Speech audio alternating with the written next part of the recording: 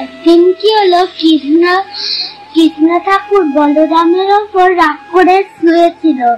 আর বলরাম বলছে এরকম আর রাগ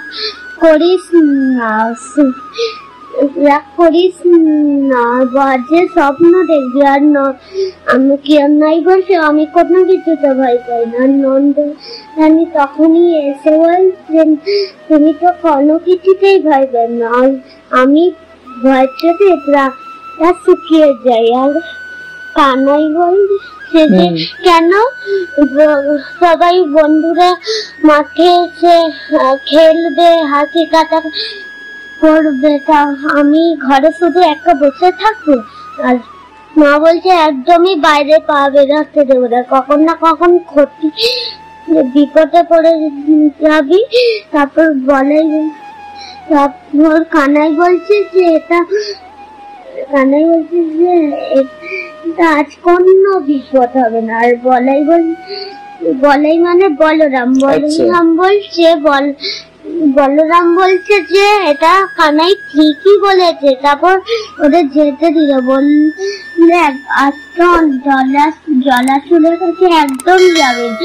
তারপর ওদের বন্ধুদের একটা নাম শ্রীরাম করে খুশি হয়ে ছিল। তখনই ছুটে চলে এসে তখন কলম্বাসুর জঙ্গলে চলে গেছে, কালিয়ানাকের জঙ্গলের নাম, নদীর নাম দিয়ে। তারপর অনেক খাওয়া হচ্ছিল। তারপর একটা ফ্রেন্ড বললে চল আমাদের খাওয়া হয়ে গেছে, এবার খেলি। আর বলরাম বলছিল এখন সবে খাওয়া হলো, দৌড়াদৌড়ি করলে তো শরীর খারাপ হবে যে। আর একটা ফ্রেন্ড বলছে হ্যাঁ এটা বলে ঠিকই বলেছে। তারপর কানাইকে বলল ঠিক আছে, কানাই তো বাসি আবার আমি কানাইয়ের বাসি আবার কোনোদিন শুনি না, ওর বাসির আবার শোনাচ্ছে। তারপর কলম্বাসুর তারপর শুনতে পেয়ে একটা বাচ্চা ওদের সাথে মিশে গেছে। তারপরে খেলাটা স্টার্ট হয়ে সীমা অব্দি, জঙ্গলের সীমা অব্দি নিয়ে যেত।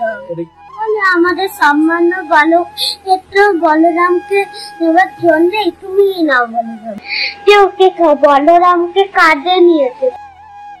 শ্রীরাম বলছেন কানাই ও বলাইকে নিয়ে এত জোরে হাঁটছে কি করে, দৌড়াচ্ছে কি করে? তারপর বলে এই কই নিয়ে যাচ্ছে, নামা। তারপরে এই প্রলম্বাসুরটা বলছে নামানো বললে কি নামানো যায়?